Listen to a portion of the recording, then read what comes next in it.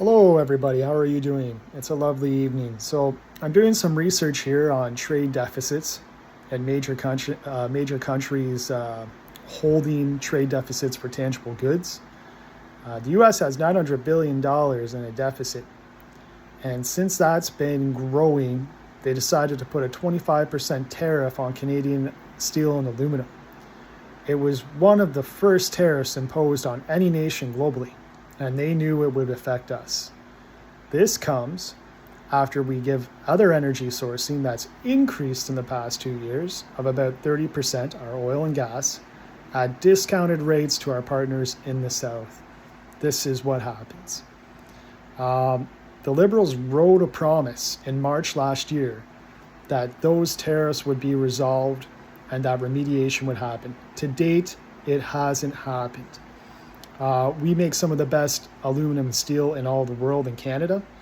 It's ethically sourced. It's some of the best alloys that are sourced from the earth. There's an environmental process and standard which yields the best quality of steel and aluminum made from different ferrous materials and alloys.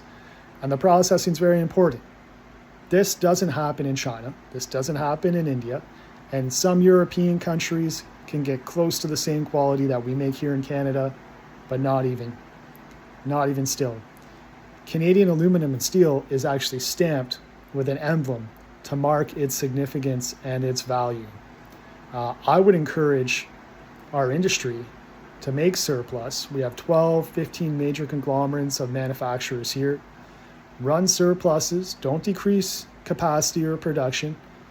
Manage your own economic situation and financials moderately in light of economic circumstance, which is yielded.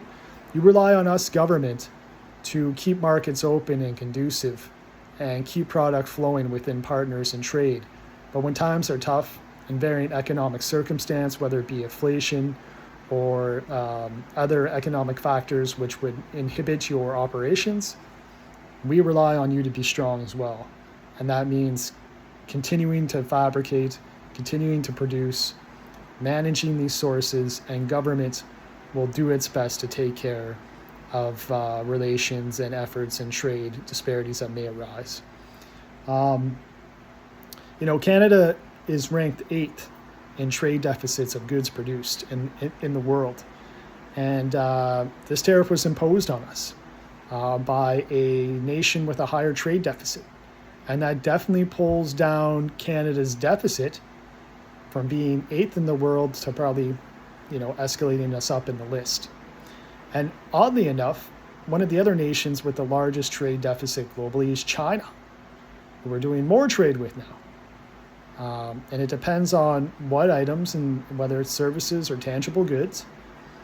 But the U.S. is laggard in attributing to their trade deficit hierarchy is kind of trade with China.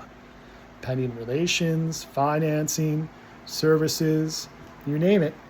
But they definitely have attributed to the trade deficit in the States. So who's doing business with China? Who's doing business with China now? Canada is. But how is that supposed to ameliorate our trade situation if it's going to add to more of an enhanced deficit? We have to deal with Donald Trump in the USA and get those tariffs removed from Canadian steel and aluminum. And we have to have a general accord as to why and how that can happen. Whether it's managing other implications or retaliatory on him, or in other senses of limiting sourcing and resourcing and ability for the guy. Because, hey, that situation was placed before by the Liberals a year ago on an election promise. It hasn't been dealt with. And what's going on with our trade now is what I'm trying to tell you, may not lead to surplus or all wholly sourcing of revenue and funds. It probably will lead to more of a trade deficit for Canada in a few years. And we'll be crying about that, as this is something that we need to remediate. So food for thought. That Liberal government needs to get cracking on getting that trade tariff removed from Canadian aluminum and steel.